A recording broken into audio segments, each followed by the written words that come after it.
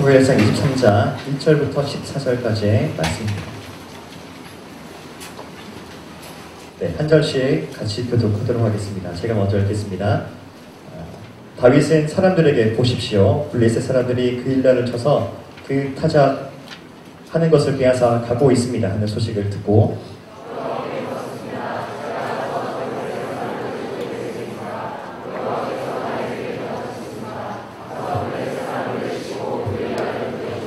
그러나 다윗의 부하들은 여기 유다에서도 이렇게 두려워하며 살고 있는데 그 일라까지 가서 블레셋 군대를 친다고요? 하며 반대했습니다.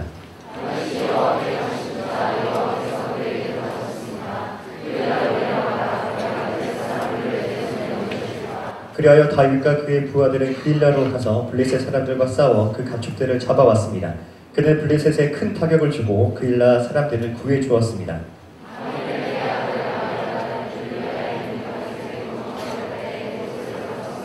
다윗이 그 일라로 갔다는 소식을 전해 듣고 사울이 말했습니다. 하나님께서 다윗을 내 손에 넘겨주셨구나. 스스로 문과 빗장에 있는 성으로 들어갔으니 이제 그는 도관에 든지다.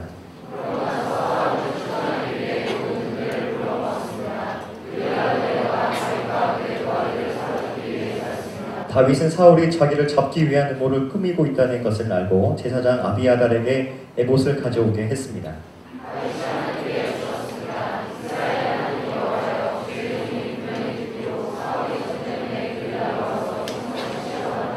그 일날 성 사람들이 저를 사울에게 넘겨주겠습니까? 주의 종이 들은 대로 사울이 내려오겠습니까? 이스라엘의 하나님 여호와여 주의 종에게 말씀하소서. 그러자 여호와께서 말씀하셨습니다. 그가 올 것이다.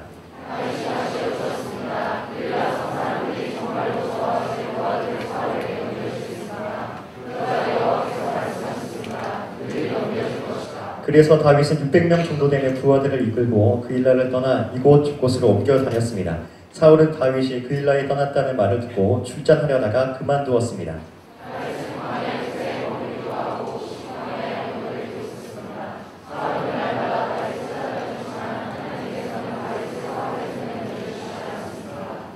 네, 오늘도 우리 예배 가운데 함께 하나님 앞에 감사와 찬양과 영광의 박수 올려드리겠습니다. 새로운 하나님을 찬양합니다. 주님의 것을 놀라운 일들을 기대하며 나아갑니다. 아멘. 하나님께서 우리 가운데 새로운 일을 행하실 것입니다. 믿으십니까? 네, 오늘 우리 새로운 시간들이 열려주는 이 가을의 시즌에 날마다 아름다운 영적인 추수의 열매들이 여러분의 삶 가운데 가득하기를 주님의 이름으로 축원합니다. 오늘은 저희 공동체에 좀 특별한 손님을 소개하기를 원하는데요. 안재영 엘더와 또 아리 두 부부가 아이를 낳았었죠. 오늘 처음 우리 효건이가 하늘공동체 예배에 참석한 날입니다. 아마 기수로 따지면 한 50기 되지 않을까. 저 막내 기수가 30기인데요. 50기지만 우리 또 이모와 삼촌에게 또 인사하고 하나님 앞에 예배 드리러 하나님 임재 앞으로 나온 우리 효건이가 앞으로 나올 때 한번 큰 박수로 여러분 환영해 주시겠어요?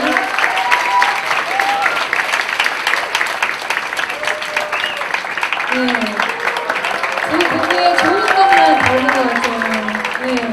장래 온누리교회 대한천명부 50기의 그 장례를 담당할 효관입니다. 그래서 오늘 한일공동체 예배에 처음 나왔는데요. 저희가 좀 같이 축복했으면 좋겠다는 생각이 들어서 네, 단으로 초청을 했습니다. 네.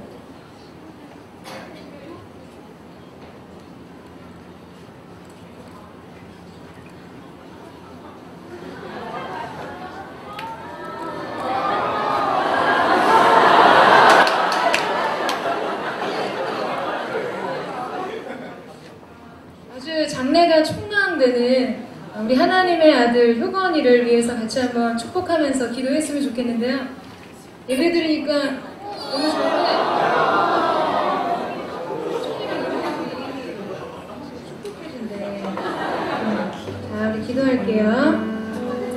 여호와는 너를 지키시기를 원하며 여호와는 그 얼굴을 내게로 향하여 드사 은혜 베푸시기를 원하며 여호와는 그 얼굴 빛으로 내게 베푸사 평강 주시기를 원하노라. 사랑하는 주님, 하나님의 아들 효건이가 날마다 우리 부모의 사랑과 믿음 속에서 양육되어질 때 하나님 이 아들의 평생의 삶 가운데 주님이 주시는 은혜와 평강이 충만할 수 있도록 은혜를 베풀어 주시기를 원합니다. 세상에서의 존귀한 자의 이름을 이 아들 가운데 허락하여 주시고 어디를 가든지 하나님의 함께 하심으로 인해 승리를 얻는 아들 되어줄 수 있도록 주님 기름 부어 주시기를 간절히 사모합니다. 예수님께서 키가 자람에 따라 하나님과 사람 가운데 은총과 사랑을 받으셨던 것처럼 이 아들이 하나님 앞에 하루하루 자라나고 양육될 때마다 하나님과 사람으로부터 사랑과 은총을 받는 은혜의 아들이 되어줄 수 있도록 주님 함께하여 주시옵소서. 다니엘에게 있었던 신들의 지혜가 있게 하여 주시고 하나님의 기름 부으심과 늘 어디를 가나 예배하는 인생 살 수 있도록 주님 특별히 이 아들 가운데 구별하신 주님의 은혜가 있을 수 있도록 함께하여 주시옵소서. 이 아들을 양육하는 우리 두 사람 가운데 주님 하늘의 신령한 복과 이 땅의 기름진 복으로 날마다 채워주시고 늘 하나님의 마음으로 이 아들을 양육하는 아버지의 마음이 두 사람의 심중에 있을 수 있도록 주님 축복하여 주시옵소서. 믿음의 가문 되게 하여 주시고 제사장 가문과 같이 우리의 세대 가운데 부흥과 예배의 횃불을 밝히는 거룩한 가문이 되어줄 수 있도록 주님 인도하시고 기름 부어 주시옵소서. 날마다 이 아들의 앞길 가운데 함께 하시며 하나님 예비하시는 은혜로 함께 하실 주님을 기대합니다. 주님께 감사와 찬양과 영광을 올려드리며 살아계신 예수님의 이름으로 기도드립니다. 네, 우리 사랑하는 효군에게 한번 사랑을 해주세요. 저희 한마디 해볼래요? 네, 사랑한다고 여러분에게 전해달라고 합니다. 다시 한번 큰 박수로 축복해주시고요. 작은 공동체에서 선물을 좀 준비했는데 전달하도록 하겠습니다.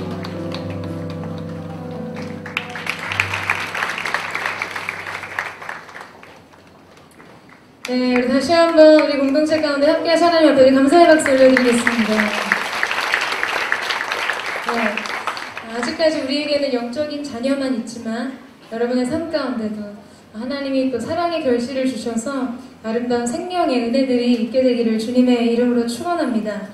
여러분 우리가 본 것처럼 자녀는 부모의 기쁨입니다. 그런데 어린 자녀를 키우면서 부모가 가장 근심하는 때가 있습니다.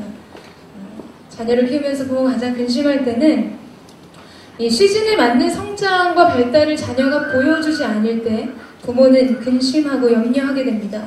이쯤이 되면 이제 뒤집기를 하기 시작해야 되고 이쯤이 되면 옹알이를 시작해야 되고 이쯤 되면 일어나서 걷기 시작해야 하는데 아이들이 그때에 맞는 발달과 성장을 보여주지 않을 때 부모의 마음은 굉장한 근심에 빠지게 되죠. 여러분 우리가 요새 계속해서 이야기하는 것들이 새로운 시즌입니다. 하나님께서 열어주실 이 새로운 시즌을 예비하면서 기도로 준비하고 하나님 앞에 열어주시는 새 문을 향해 달려나가기를 원하는 마음의 소원들을 우리가 함께 가지고 있습니다. 여러분 그런데 하나님께서 그 시즌에 먼저 우리 가운데 기대하는 것이 있다는 거예요. 아버지 되시는 하나님께서 자녀는 우리의 삶을 보시면서 한 시즌 한 텀이 지날 때마다 우리 가운데 기대하시는 성장과 성숙의 모양을 찾으시게 됩니다. 진보의 태도를 찾으실 때가 있는 것이죠. 여러분 저는 그때 하나님께 우리의 삶이 하나님이 찾고 기대하시는 바를 드릴 수 있는 사람들이 되기를 주님의 이름으로 축원합니다. 이제 제가 새로운 시즌 그것을 위해서 기도하십시오 이야기할 때마다 이 가을에 여러분 그렇게 되면 우리의 마음이 먼저 뭐를 생각하게 되냐면 내가 얻고 싶은 것이 무엇인지 내가 바라는 것의 기도의 제목들 소망의 바구니를 만드는 경우들이 생깁니다.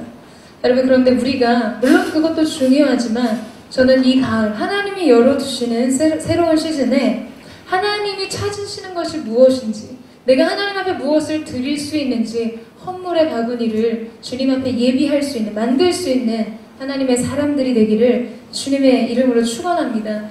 그래서 우리가 이 때를 다 지나고 나서 하나님 앞에 주님이 기대하셨던 놀라운 성장과 진보를 주님 앞에 드림으로 하나님의 마음을 시원케 하고 그분의 마음을 기쁘시게 하는 하나님의 사람들이 되어 수 있었으면 좋겠습니다. 우리 옆에 사람에게 한번 축복의 마음 담아서 인사하셨으면 좋겠는데요. 하나님의 기쁨이 되십시오. 이렇게 축복하시겠어요? 네. 오늘 우리가 함께 읽은 이 본문 말씀은 다윗의 생애 속에서 가장 어둡고 가혹하고 참담한 사건들의 시간들로 기록되어 있습니다. 하나님은 다윗을 이스라엘의 왕으로 기름을 부으시고 다윗에게 새로운 꿈과 비전을 주시고 그리고 그 주신 비전과 꿈에 하나님의 말씀으로 약속하셨어요. 믿음으로 그 길을 가도록 성령의 인도하심을 따라 하나님을 바라고 하나님을 의지하며 하루하루 충실한 종으로서 그의 삶을 사는 것을 우리는 계속해서 말씀을 통해서 살펴보았습니다. 여러분, 다윗에게 주어진 약속은 궁궐이었습니다. 그런데 지금 그가 서 있는 곳은 광야입니다. 아마 그에게 말씀이 없었다면, 하나님이 주셨던 약속이 없었다면 그는 좀 더 이해하기 쉬웠을지 모릅니다. 하나님이 궁궐의 삶을, 왕으로서의 인생을 꿈꾸게 하시지 않았다면 오늘 그에게 주어진 광야가 조금 더 쉬웠을지 모른다는 것이죠. 그런데 왜 이러한 일이 벌어진 것일까? 무엇이 잘못된 것일까? 내가 무엇이 준비되지 않은 것일까? 여러분, 다윗 안에 왜라는 질문이 일어났을 때 그의 마음은 굉장한 혼란과 고통에 빠졌을 것입니다. 다윗이 소망하지 않았던 것이 아니었어요. 다윗에게 믿음이 부족한 것이 아니었습니다. 그에게 어떤 다른 부족이 드러나지 않아요. 그는 용맹한 장수일 뿐만 아니라 겸손한 사람이었어요. 그런데 그는 왜 지금 광야를 유리하고 있는 것일까? 여러분, 우리의 삶 속에서도 그런 괴리감을 느낄 때가 많이 있습니다. 하나님이 우리 가운데 주어주신 말씀의 소망과 현실의 괴리감이 너무나 큰 거예요. 그래서 우리는 실망하고 고통할 때가 있죠. 하나님의 말씀은 축복이고 하나님의 약속은 새로운 문이 열릴 거라고 말씀하시는데 예배하고 기도할 때마다 주시는 소망과 내 삶의 현실의 차이는 너무나 깊다라는 거예요. 그래서 때로는 내가 하나님의 말씀을 잘못 들었나 자신 스스로를 의심하기도 합니다. 여러분, 성령의 충만함을 받고 믿음의 충만함으로 서면 우리가 그렇게 기도하고 소원하면 우리 앞에 가로막고 있는 암초가 깨져요. 높은 장벽이 허물어져야 합니다. 그런데 우리는 우리의 현실의 삶 속에서는 오히려 성령의 충만함과 믿음의 충만함의 문을 통과한 이후에 우리의 삶의 자리에 문을 열어보았을 때 우리 앞에 주어지는 것은 오히려 더 견고하고 단단하게 세워져 있는 암초, 삶의 장벽들을 마주할 때가 있습니다. 이쯤이 되면 이러한 믿음의 고백이었으면, 이러한 헌신과 마음의 결단이었으면 이제 새로운 문이 열려야 하는데 오히려 열려있던 문도 닫히는 일들을 우리는 경험하게 되는 것이죠. 여러분, 예수님이 세례를 받으실 때 하늘이 열리고 성령이 비둘기같이 그분 위에 내리셨습니다. 그리고 모든 이들이 다 들을 수 있도록 하나님이 하늘에 계신 아버지께서 그에게 말씀하셨어요. 너는 내 사랑하는 자여, 나의 기뻐함을 입은 자로다. 굉장히 판타스틱하죠. 여러분, 굉장한 영적인 클라이막스입니다. 여러분, 그렇다면 이제 우리가 기대하는 것은 뭘까요? 예수님이 그 순간 그의 장래의 일을 기대하는 다음 걸음의 예상 답안지는 뭘까요? 너무나 큰 성령의 충만함이, 성령의 기름 부으심이 그분 위에 내렸어요. 그리고 성경은 이렇게 표현합니다. 예수께서 성령님께 이끌려 가셨다라고 이야기하죠. 근데 이제 그 다음의 장면들이 우리의 예상과는 사뭇 다른 장면들이 펼쳐집니다. 새로운 공간으로 신이 이동하는 거죠. 어딘가 예수님께서 성령의 충만함과 하늘로부터 그 아버지로부터 받으신 기름 부으심의 사건 이후 성령님으로부터 이끌려 가신 곳이 광야였다는 거예요. 광야 속에서 예수님께서 시험을 받으셨습니다. 여러분, 우리가 생각하는 것은 그 다음 장면은 그 놀라운 기름 부으심과 믿음의 현장, 성령의 충만한 그 현장 다음은 사람들이 예수님을 추앙하고 그의 말씀을 회개하는 심령으로 받아들이고 병든 자가 낫고 죽은 자가 일어나는 기적의 현장, 표적과 이적의 현장으로의 이동이 어쩌면 흐름상 자연스러울 수 있다는 거예요. 우리에게 그것이 익숙하죠. 우리는 그것을 기대합니다. 그런데 예수님께서는 성령에 이끌리어 시험을 받으러, 축복을 받으러 가신 게 아니었어요. 시험을 받으러 광야로 가셨습니다. 그리고 40일을 홀로 외롭게 그 광야에 서 계셨어요. 40일을 금식으로 줄인 배를 움켜쥐고 그 앞에 서 있는 사단에게 시험을 받으십니다. 여러분, 왜일까요? 왜 성령의 충만함을 받았는데 왜 성령이 이끄시는 곳이 광야여야 합니다. 합니다가 아니죠. 합니까? 여러분, 왜 그 광야에서 시험을 받으셔야 했을까? 왜 그렇게 홀로 외롭게 배고픈 굶주린 상태로 있으셔야 했을까? 여러분, 이것이 바로 저와 여러분의 영적인 삶의 한복판에서 이루어지는 현실일지 모릅니다. 예배를 드려요. 기대에 부풀어 기도하죠. 금방이라도 응답이 주어집니다. 하나님이 약속을 하셨어요. 믿음으로 기대감을 가지고 삶의 현장으로 나아갑니다. 그러나 아무것도 변하지 않아요. 나의 가정의 상황과 형편과 내 가족들의 마음은 여전히 견고하고 강팍해 보입니다.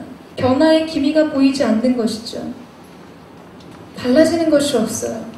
여러분의 직장의 한복판, 학교의 생활의 한복판, 믿음과 성령의 충만함으로 삶의 자리로 나아가지만 현실의 자리는 광야라는 거예요. 여전히 시험의 자리라는 거죠. 여전히 어두워요. 여전히 외롭습니다. 여러분, 영광이 믿기 위해서는 그 영광을 담을 가장 안전한 그릇이 필요합니다. 여러분, 하나님의 영광은 하나님의 마음이 있는 곳에 담겨지게 되어 있어요. 불순물과 찢기를 제거한 순전한 금과 은 같은 마음, 정결하고 거룩하고 하나님을 열망하고 겸손한 자의 고백으로 주님 한 분만이 나타나기를 원하는 그의 마음 가운데 하나님의 영광을 담으십니다. 여러분, 그것이 그분의 영광을 가장 영화롭게 유지시키고 지키기 때문이죠. 인도의 소설책에 이런 내용이 담겨 있는 것을 읽은 적이 있습니다. 한 솜씨 좋은 대장장이가 있었는데요. 이 사람이 너무나 솜씨가 탁월한 장인이었어요. 우리 시대에는 이제 대장장이라는 이 직업이 좀 희소하지만 예전에는 이 철이나 주석, 금속 같은 것을 가지고 두드려서 연장과 기구를 만드는 사람들이 있었죠. 대장간이 있었습니다. 마침 대장장이가 도구를 만들기 위해서 철을 가져다가 불쏘시기에 놓고 뜨거운 불에다가 데워놓고 망치질을 하고 있었어요. 여러분, 이 도구가 마지막 완성되는 단계는 뜨겁게 두들긴 것을 갖다가 찬물에 탁 식히는, 그때 이제 완성이 되잖아요. 근데 뭐 시간을 재거나 뭔가를 이렇게 다른 어떻게 이게 완성됐다, 다 됐다라는 거를 특별히 알지 못하게 그 사람은 그냥 자연스럽게 자기 일을 하는 것을 보았죠. 그래서 이 사내가 대장장에게 질문을 합니다. 당신은 어떻게 이 연장이 지금 이제 이 정도 되면 완성되었다, 이 정도 되면 불순물과 찢기들이 제어해주고 단단한 연장으로서의 기능이 좋은 기능을 할 수 있는 상태가 되었다라고 판단할 수 있습니까? 이렇게 질문을 했어요. 그러자 이 대장장이가 이렇게 말했습니다. 내가 이렇게 두들기는 금속 위에 내 얼굴을 비춰보았을 때 내 얼굴이 깨끗하게 비춰지면 그것은 완성된 것입니다. 이런 이야기가 그 인도 소설책에 실려 있는 것들을 본 적이 있습니다. 여러분, 그것으로 연단과 단련의 과정이 끝난 것을 알 수 있다는 것이죠. 저는 이것을 읽었을 때 여러분, 하나님도 우리의 인생을, 우리의 삶을 그렇게 다루신다는 것을 깨달았어요. 우리가 하나님 손에 들린 도구로 사용되기 위해서는 여러분, 때로는 뜨겁게 달궈진 불 속에 우리를 넣으실 때가 있습니다. 우리를 아프게 하는 삶의 환경들, 사건들로 우리 영혼을 두들기실 때가 있어요. 모난 부분과 거친 부분을 다듬으실 때가 있죠. 언제까지 그 일들이 계속되는가? 우리 안에 하나님의 형상을 찾으실 때까지라는 거예요. 여러분, 그때까지 우리는 그분의 연단의 손 안에 있을 것입니다. 하나님이 우리의 삶 속에 하나님의 얼굴을 비춰보시는 거예요. 오늘 내 아들의 삶 속에 아버지가 되시는 그분의 얼굴을 비춰보십니다. 내 딸의 삶 속에, 삶의 한복판에 하나님의 얼굴을 비춰보시는 거죠. 그분의 형상이 보여요. 그분의 성품이 느껴집니다. 그분의 뜻이 담겨있는 것을 발견하실 때 하나님께서는 그 뜨거운 불 속에서, 그 두들겨 맞는 망치 속에서 우리를 빼내요. 완성된 도구로 우리의 삶을 사용하시는 것이죠. 여러분, 이 과정은 영혼의 비상을 이루는 놀라운 성장과 진보의 과정이 될 것입니다.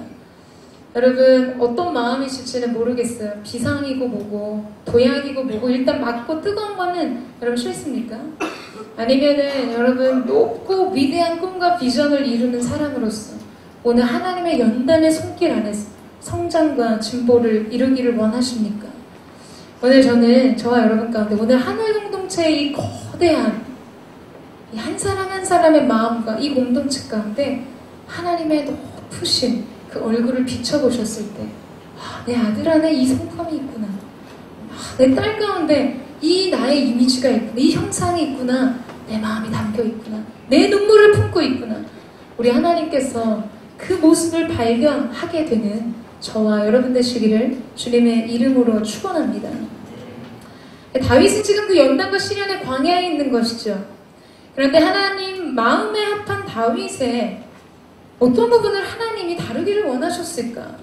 사실 우리가 지금까지 살펴본 다윗의 생애 속에서 여러분 그의 부족을 나타내는 장면은 그렇게 많아 보이지 않습니다.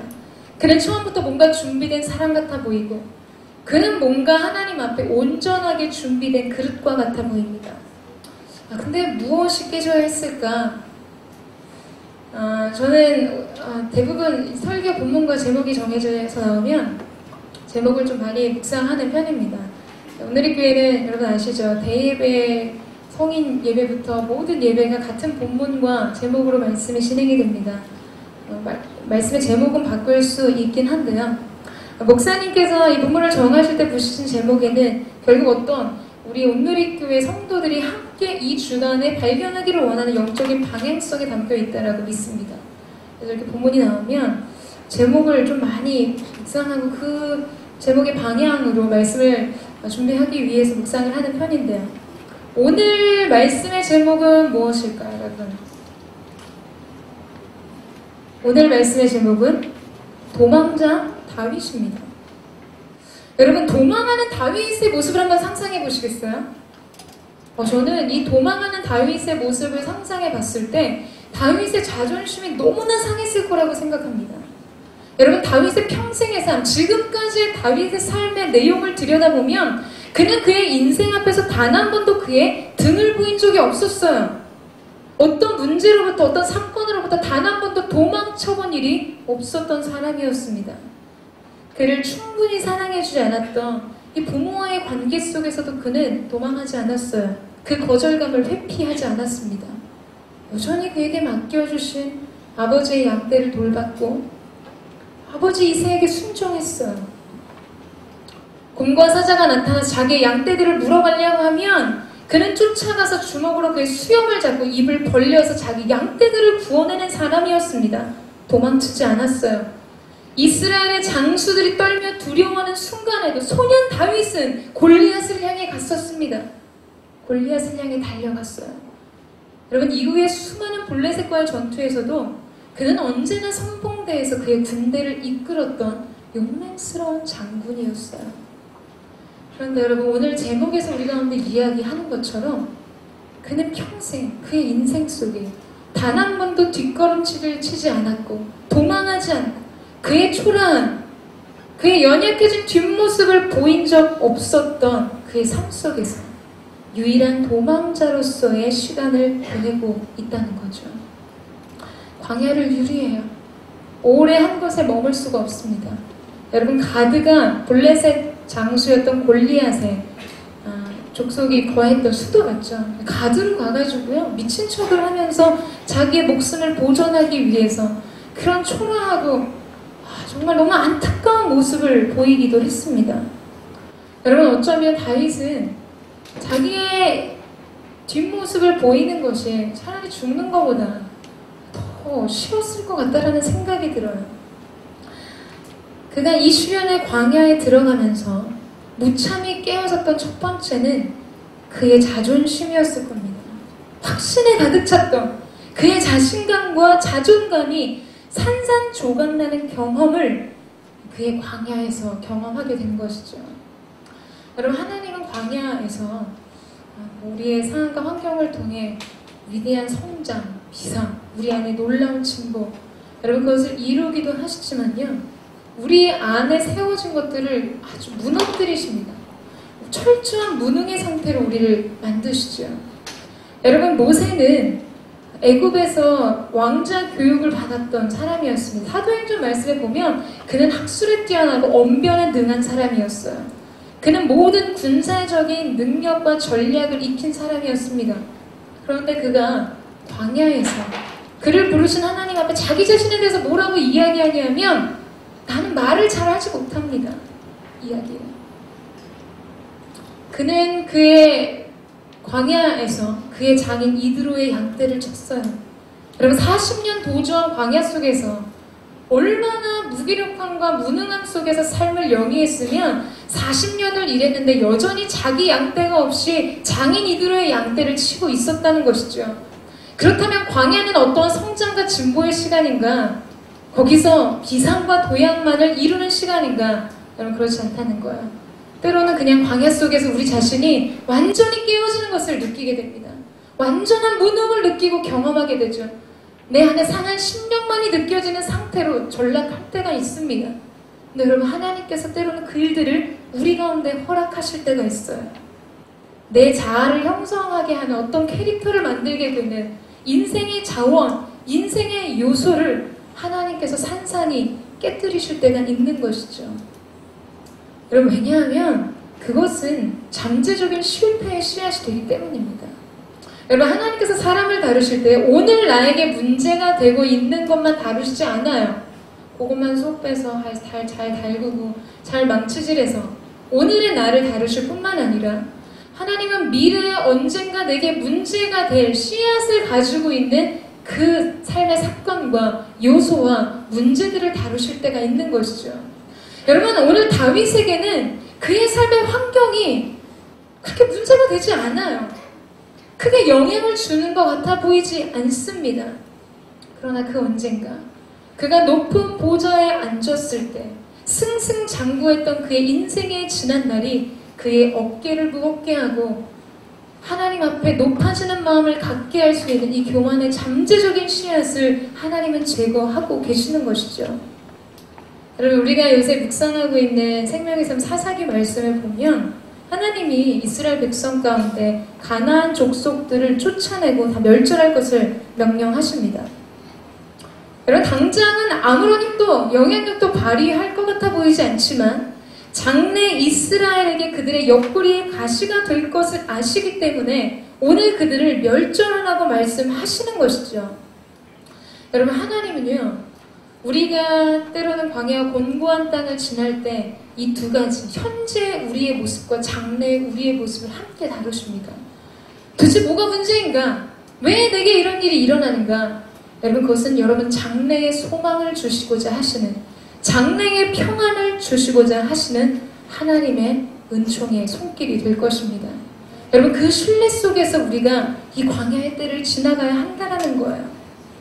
여러분, 믿으십니까? 동의하십니까?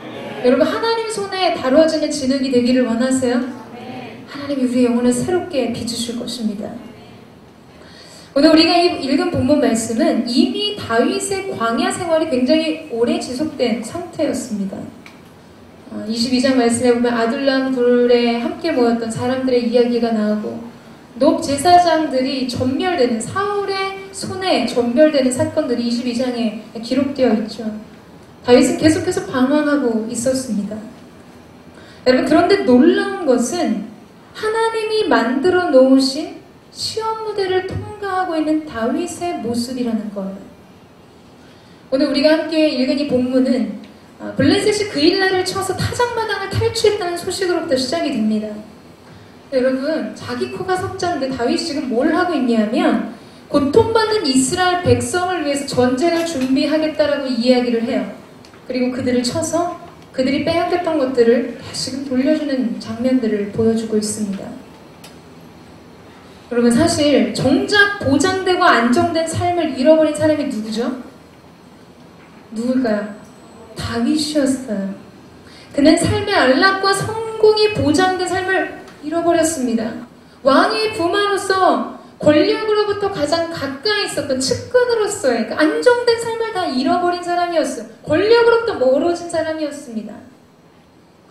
여러분, 그런데 그가 지금 자신의 삶을 돌아보지 않고 이스라엘 백성의 형편을 돌아보겠다라고 하나님 앞에 자신의 뜻을 고백하고 있는 것이죠. 여러분, 다윗은 언제나 상황과 환경의 자신을 맡겨두는 사람이 아니었습니다. 이 상황과 환경이 결정해진 이야기에 자신을 내어주지 않았다는 거예요.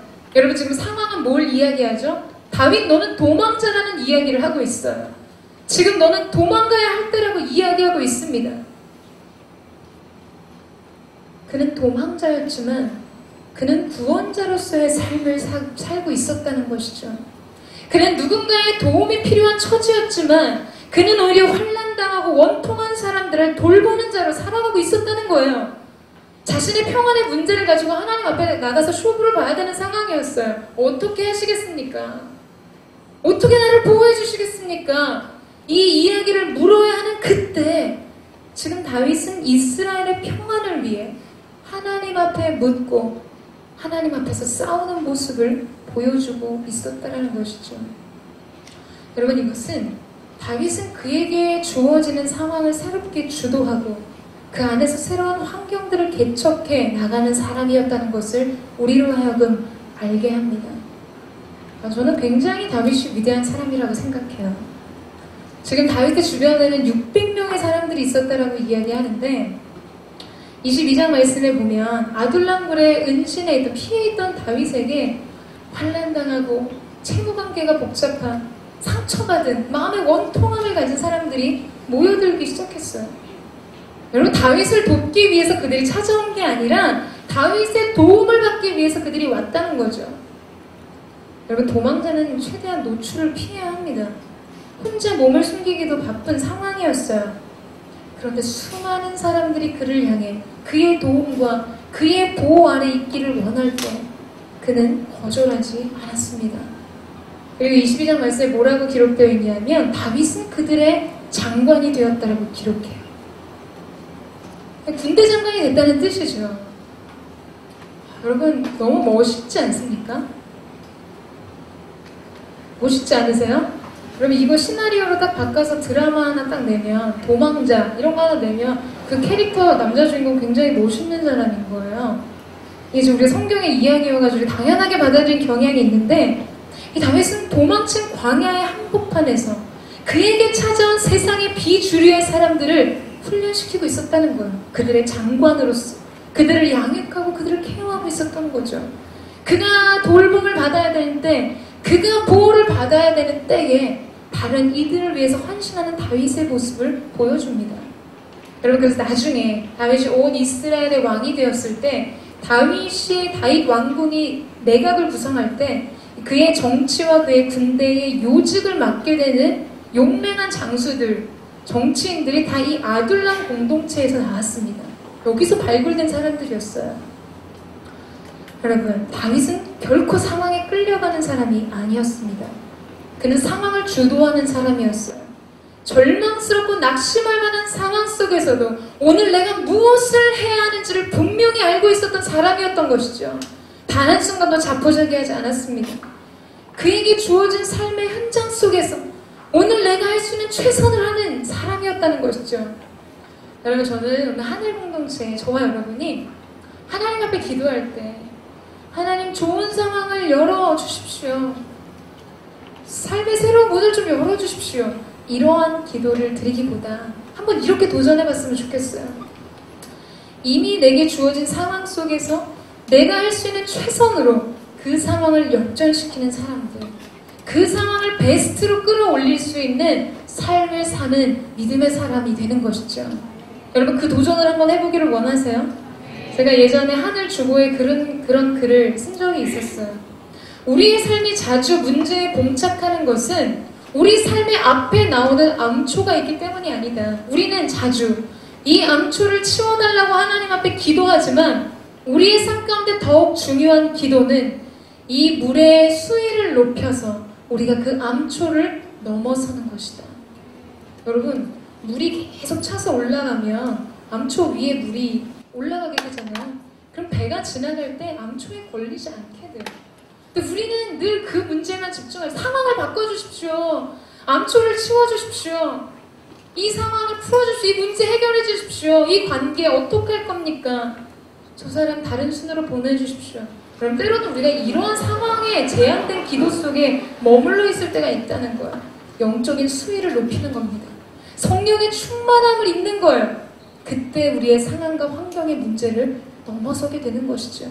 주어진 삶 속에서, 상황 속에서 무엇을 해야 하는지를 보고 그 일을 행함으로 상황과 환경을 가장 최상의 것으로 끌어올리는 사람이 되는 것입니다. 제가 작년에 FA 가기 전에 시국의 예배 컨퍼런스를 준비를 했었어요. 정말 하나님이 너무 귀한 사람들을 보내주셔서 평소에 되게 사랑하고 신뢰하고 함께했던 동역자들이었기 때문에 뭔가 이렇게 사역을 굳이 하지 않아도 함께하는 것만으로 굉장히 기쁘고 즐거운 그런 사람들이었습니다.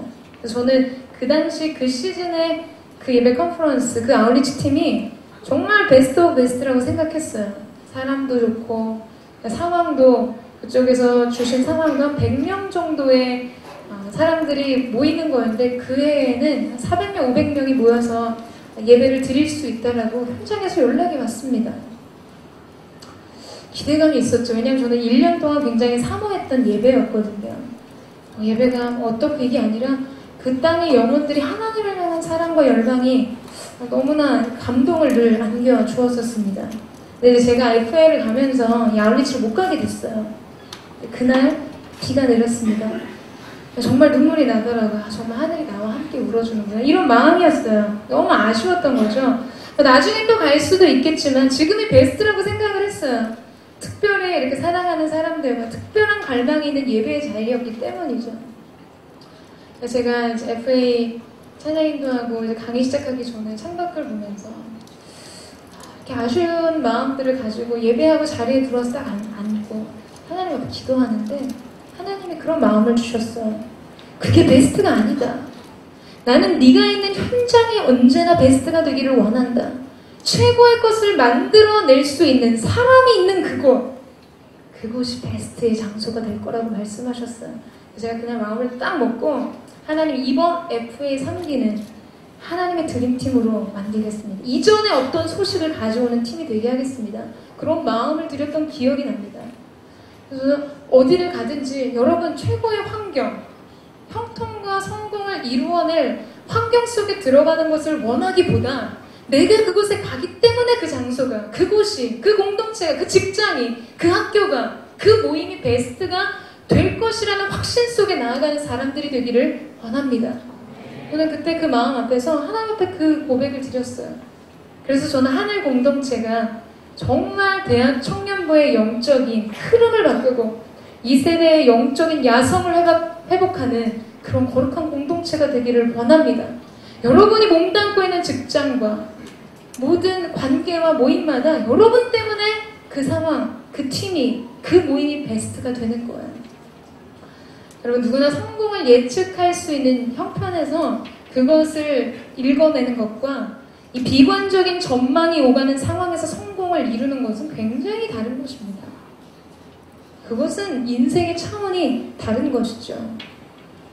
여러분, 그 히딩크가 우리나라 굉장히 전설적인 리더십으로 남아있잖아요. 2012년도가 아니죠. 2002년도 월드컵 때, 작년에는 아니죠.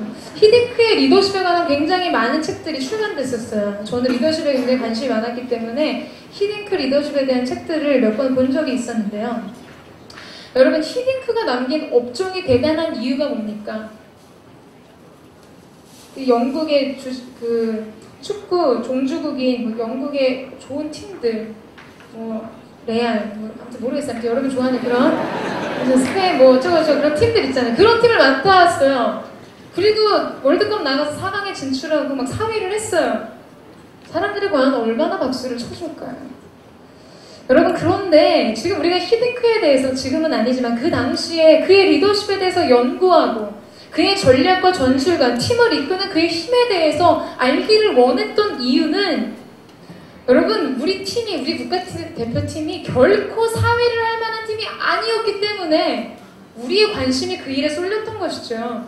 상황과 환경이 베스트가 아니었어요. 선수들이 그렇게 전략이 뛰어난 사람들이 아니었어요. 그런데 그런 사람들로 만들었기 때문에 그럼에도 불구하고 나는 아직도 승리에 배고프다라고 말할 수 있는 그 저력과 그 열망을 담은 사람이었기 때문에 여러분 그렇기 때문에 우리가 그에게 주목했던 것이죠. 여러분 저는 여러분의 상황이 여전히 광야일 수 있다고 생각합니다. 히딩크처럼 여러분에게 맡겨진 것이 눈에 보이기에는 굉장히 형편없어 보이는 것일지도 몰라요. 그러나 여러분 지금 여러분이 할 수 있는 것을 하십시오. 여러분 아멘이세요? 그 상황 속에서 여러분이 할 수 있는 베스트를 하세요. 그 상황이 끌어내는 이야기가 여러분의 삶이 되지 않도록 여러분이 그 상황과 환경을 주도하는 영적인 주도권을 갖는 것입니다. 그 안에서 내가 할 수 있는 최선의 것을 할 때 하나님께서 그곳을 최상의 것으로 만들어 주실 것입니다.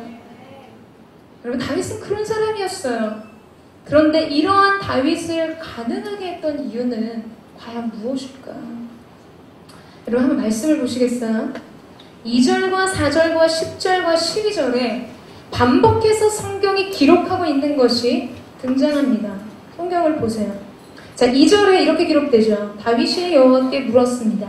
4절에 다윗이 여호와께 다시 묻자. 10절에 다윗이 하나님께 여쭈었습니다. 12절에 다윗이 다시 여쭈었습니다. 그리고 이와 대꾸돼서 여호와께서 다윗에게 대답하셨습니다. 여호와께서 그에게 대답하셨습니다. 여호와께서 말씀하셨습니다. 그러자 여호와께서 말씀하셨습니다. 여러분 고난의 장소, 시련의 장소에서 다윗은 하나님과의 관계가 깨어지지 않았어요. 오늘 우리가 읽은 23절의 처음 장면에 딱 들어가면 굉장히 이렇게 특별해 보이지도 않아요. 여러분 정말 친밀한 관계는요 유나 떨지 않습니다.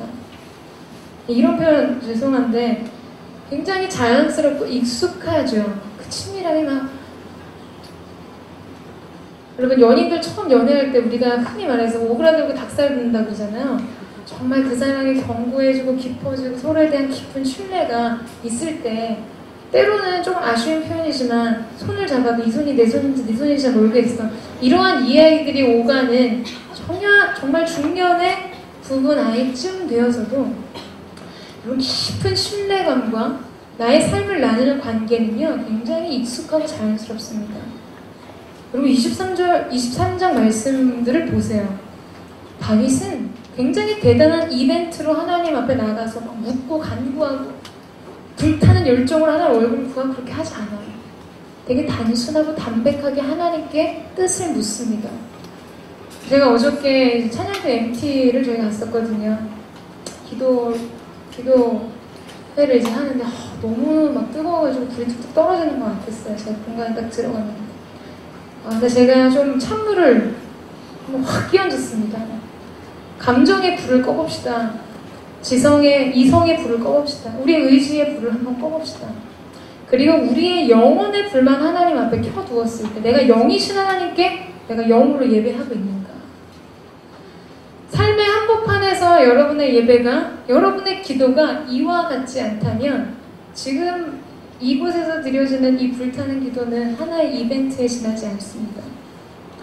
여러분 다윗은요 지금 우리에게 보여준 장면은 뭐냐면 그에게 하나님과 만나서 대화를 나누는 것, 하나님의 뜻을 구하고 하나님의 응답을 받는 것, 그리고 그 말씀하신 대로 순종하며 나아가는 이 한 걸음 한 걸음이 너무나 일상적으로 표현되어 있다라는 거예요. 어떤 일이든 하나님 앞에 질문했어요. 그리고 하나님은 그에게 말씀하셨습니다. 여러분 이것이 다윗이 곤고한 땅에서 실족함 없이 승리의 길을 갈 수 있었던 삶의 비결이었습니다. 그에게 상황과 환경을 주도할 수 있는 놀라운 능력은 그가 하나님께 묻고 있었기 때문이었죠. 그가 광야를 유리하는 도망자의 신세였지만 구원자의 삶을 살 수 있었던 것은 그가 하나님의 음성을 날마다 들었기 때문이었어요. 여러분 저는 여러분 가운데 이 은혜가 있게 되기를 주님의 이름으로 축원합니다. 사울이 그의 군대를 가지고 아무리 확신 속에서 다윗이 이제 갇혔다라고 말하지만 하나님은 피할 길을 알고 계셨어요. 그리고 다윗은 그 하나님께 질문합니다. 그리고 그 하나님은 다윗에게 말씀하셨어요. 이곳이 다윗의 지혜입니다. 다윗은 하나님을 자기의 피난처로, 자기 인생의 지혜로 삼는 삶을 살았죠. 여러분, 저는 저와 여러분이 삶의 사소한 사건과 문제를 하나님과 나누는 사람들이 되기를 주님의 이름으로 축원합니다. 일주일에 한 번 여기 와서 이벤트하게 기도하지 마세요. 매일의 삶의 한복판에서 하나님과 교제하십시오. 어저께 찬양팀에서 그런 이야기들 이제 Q&A 시간도 이제 가졌었는데요. 단에서 자유롭게 예배하려면 어떻게 해야 합니까? 골방에서의 예배 속에 하나님의 깊은 임재 안에서 여러분 자유를 경험한 예배가 쌓이면요, 내가 골방에 있든 단에 있든 언제나 하나님 앞에 선 예배자가 됩니다. 여러분, 물론 화요 성경 집회, 이 주일 예배, 많은 이벤트한 여러분의 삶의 사건의 기록을 남길 수 있는 예배에 나와서 전심으로 기도하는 것 중요하지만 매 순간 하나님과 대화하는 여러분 되시기를 주님의 이름으로 축원합니다. 핸드폰을 꺼내들고 여러분의 친구와 멘토와 통화를 하기 전에, 문자를 치기 전에 먼저 하나님 앞에 그 마음을 고백하세요. 내 감정이 도드라져서 굉장히 날카로워져 있고 무기력하고 정말 우울감을 느낄 때 누군가에게 하소연하고 위로받기 이전에 하나님 앞에 가세요. 그분이 뭐라고 말씀하시는지, 내가 하나님 앞에 무엇을 고백하기를 원하는지 그것을 주 앞에 드리는 여러분 되시기를 주님의 이름으로 축원합니다. 여러분, 적용하십시오. 말씀을 듣는 것에서 멈추는 것이 아니라 적용으로 삶 가운데 말씀의 열매들이 맺혀지게 되기를 축원합니다. 네, 마지막으로 14절 말씀을 같이 한번 읽겠습니다. 14절 말씀 시작.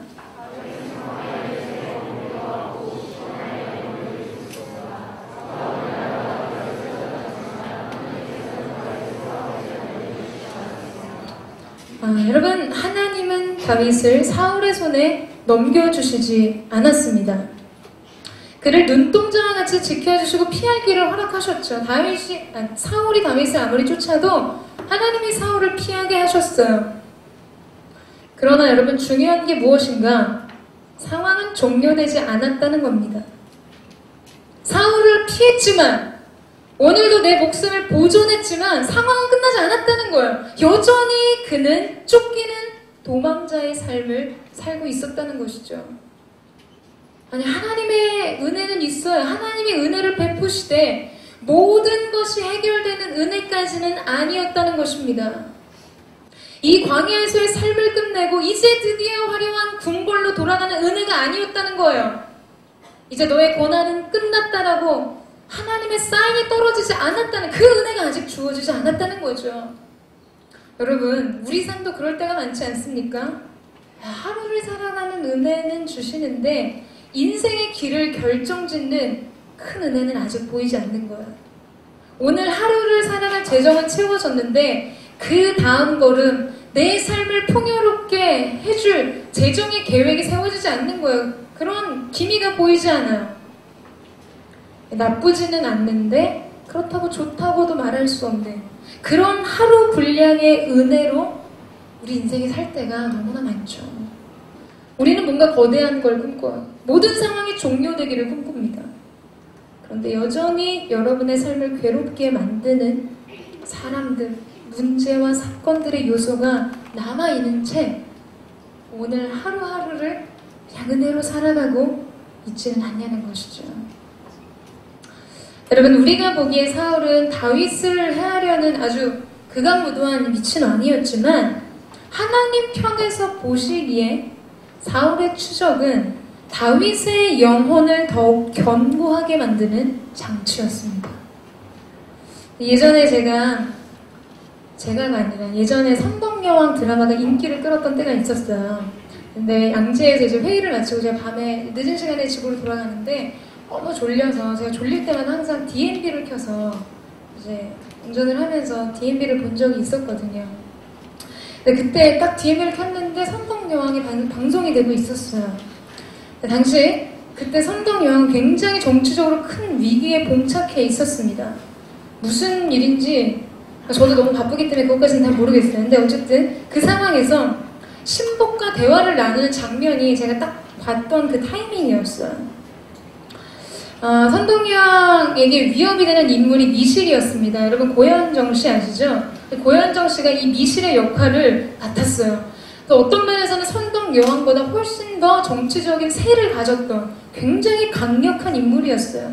아주 그 위기를 넘어서는 임기응변의 능력에 뛰어난 사람, 정치적인 세력을 가진 사람이었어요. 그런데 이 선덕 여왕이 지금 자신을 위협하고 자기의 정치 생명, 자기의 이 왕위를 어렵게 타격을 줄 수 있는 미실을 가르쳐서 자기의 신복에게 이렇게 이야기를 했습니다. 미실은 강하다. 누구도 그의 세력을 견줄 사람이 없다. 그런데 나는 미실이 갖지 못한 한 가지를 갖고 있다. 딱 이 얘기를 하는 거예요. 그래서 저는 결정적인 백그라운드가 있구나. 뭘까? 그렇게 생각을 했어요. 여러분, 이 선덕 여왕의 다음 말이 너무나 멋있었습니다. 뭐라 그랬냐면, 내게 없는 한 가지, 미실에게 없는 한 가지가 내게 더 있는데, 그것은 뭐냐면 미실과 같은 강한 적이 내게는 있다는 거예요. 그래서 나는 미실 때문에 날마다 더욱 강해질 것이다. 이런 얘기를 하는데요. 제가 되게 큰 은혜를 받았어요. 와, 믿음의 사람이구나. 정말 너무 멋있다는 생각이 들어요. 어떻게 저런 위기의 상황에 자기의 대적을 향해서 그런 여유와 그런 담대함으로 그런 발언을 할 수 있을까? 정말 멋있다는 생각을 했어요. 여러분, 지금 선덕 여왕은 자신에게 위협을 가하는 인물 때문에 내가 그 장애물 때문에, 그 장벽 때문에 더욱 성장하고 강해지고 지략을 갖추게 될 것이라고 생각하고 믿음을 가지고 그의 길을 가고 있었던 것이죠. 여러분, 저는 저와 여러분 가운데 그 믿음이 있게 되기를 주님의 이름으로 축원합니다. 장애물을 볼 때 내가 어떠한 시선과 시야로 그것을 볼 것인가? 오늘 내게 주어진 가정의 형편, 나의 삶의 문제들, 이 사건은 내가 하나님께로 더욱 높이 비상하는, 하나님께로 더욱 가까이 다가가게 하는 내 인생에 도움이 될 것이다. 디딤돌이 될 것이다. 여러분, 삶의 장애물을 디딤돌로 여길 수 있는 믿음의 능력이 저와 여러분 가운데 있게 되기를 주님의 이름으로 축원합니다. 다윗에게 사울은 그를 쫓기는 신세로 만드는 위협적인 인물이었어요. 그러나 다윗은 그로 인해 날마다 더욱 강건해졌습니다. 그의 영혼이 하나님을 자기 피난처로 삼게 되는 방법을 알게 되었고, 그의 영혼의 순도는 날마다 더욱더 순전해졌어요. 극명한 하나님의 인도와 보호하심 속에 그것을 체험하면서 하나님을 더욱 깊이 신뢰하고 의지하는 법을 알게 되었죠. 여러분, 그래서 우리가 사랑하는 대부분의 시편, 아주 주옥같은 시편들은요, 다윗이 궁궐 속에서 평안함을 누릴 때 나온 고백들이 아니었어요. 그가 유다 광야를 헤매고, 그가 굴 속에 은신해 있고, 사울에 쫓기는 그 도망자의 신세 속에 그의 영혼이 어디에서도 안식을 취하지 못하는 그때 그는 고백하죠. 주님의 날개그늘 아래서 내가 평안히 안연히 거하리로다. 새벽 날개치며 땅끝 곁에 거할지라도 주의 손이 나를 붙드신다라는 믿음의 고백을 주 앞에 드리게 된 것입니다. 여러분, 그 은혜가 저와 여러분 가운데 있게 되기를 원합니다. 제가 홀리스타를 갈 때, 그때가 이제 차량의 스피드가 가장 높은 게이지를 찍을 때죠. 엄청 빠르게, 여기서 예를 들어 서빙구에서 출발했다 하면 10초 8분 정도면 갑니다. 네. 좀 늦으면 10분? 신호 걸리면 한 12분? 네. 근데요, 제 앞에 엄청난 큰 트럭이 완전 느릿느릿하게 가는 거예요. 저는 그런 거 약간 못 참거든요. 왜냐면 평소에 그렇지 않아요. 새벽이었어요, 여러분. 새벽이니까 그렇게 가는데, 이제 이 트럭을 추월하기 위해서 준비를 하는데, 그 트럭 뒤에 붙어있는 문구가 딱 눈에 들어왔습니다. 뭐라고 써있었냐면, 산지 배송, 이 트럭에는 물고기가 타고 있습니다. 이렇게 딱 붙어있는 거예요. 물고기가 타고 계셨어요. 근데 제가 그거를 딱 보는 순간 어떤 생각이 딱 들었냐면, 여러분 아시죠? 대부분 어류들이 내륙지방으로 배송되면서 이동할 때 그 어항에 이 물고기를 굉장히 싱싱하게 운반하기 위해서, 조그만 어항에 와글와글 얘네들이 들어가 있으니까 아주 오랜 시간을 이동하면서 이 싱싱함을 유지하기 위해서 어항 속에 함께 넣는 것이 있습니다. 여러분 뭔지 아세요? 천적을 함께 넣죠. 예를 들어 해리의 천적, 이홍규 이런 것처럼 이 둘을 함께 묶어놓는 거예요. 이렇게 물고기를 잡아먹는 먹이사슬에 천적을 넣는 것이죠. 왜 그런가? 싱싱함을 위해서요. 천적의 위협에 쫓기면서 피해 다니면서 여러분 사실 어항 속은 엄청난 혼란의 도가니일 겁니다. 아수라장일 거예요. 여기저기 그 천적들을 피해가기 위해서 엄청난 이 쫓기고 쫓는 신세들이 그 안에서 벌어지게 됐죠. 여러분, 하나님은 우리를 위협하는 천적들이 여전히 우리를 쫓고 괴롭히게 허락하실 때가 있습니다. 나를 힘들게 하는 사람들이 기도로 처치되지가 않아요. 재정의 문제는 여전히 나를 올가매고 가정의 문제가 여전히 우리의 마음을 아프게 할 때가 있습니다. 여러분, 그러나 바로 그때 우리의 영혼이 가장 생명력 있게 하나님을 찾고 의지할 수 있는 때가 된다는 거예요. 하나님이 여전히 오늘 하루 피할 길을 주시고 은혜 안에 거하게 하시지만 여전히 삶의 문제가 해결되지 않은 채로 여러분 안에 남겨져 있다면 여러분, 그것은 여러분의 영혼의 신선도를 유지시키기 위한 하나님의 장치가 될 것입니다. 여러분, 그것을 믿으십니까? 믿음의 시선으로 보세요. 나를 괴롭게 하는 저 사람으로 내가 하나님 앞에서 단련되고 겸손한 마음을 갖고 더 넓은 마음으로 누군가를 사랑할 수 있는 아량을 갖게 되는 거죠. 가정에 여전히 하나님께로 돌이켜 돌아오지 않을 것 같은 내 아버지, 내 형제, 내 어머니 때문에 하나님께 더 눈물로 기도하게 되는 거예요. 오늘 하루 재정 상태 때문에, 다음 한 걸음이 보이지 않는 내 삶의 형편 때문에 오늘 하나님의 공급하시는 손길, 그 은혜의 손길을 구할 수 있는 가난한 마음이 우리 가운데 주어지는 것이죠. 여러분, 그 은혜가 여러분 가운데 있게 되기를 원합니다. 그리고 그것을 축복으로 아는 믿음의 사람이 되기를 원합니다. 여러분, 그러나 그 끝은 반드시 옵니다. 다윗의 종착지는 광야가 아니었어요. 광야는 다만 견디고 통과하는 장소입니다. 여러분, 믿음으로 인내의 길을 가십시오. 마지막까지 포기하지 마세요. 소원의 항구로 나아가는 이 믿음의 항해를 멈추지 마십시오. 그때 하나님께서는 비로소 여러분의 삶을 단련하고 연단하신 후에 정금과 같이 여러분의 삶을 하나님의 뜻을 이루시는 영광의 자리에 세워주실 것입니다. 그 놀라운 은혜가 저와 여러분 가운데 있게 되기를 주님의 이름으로 축원합니다. 저희 같이 하나님 앞에 찬양하며 기도하며 나아갔으면 좋겠습니다.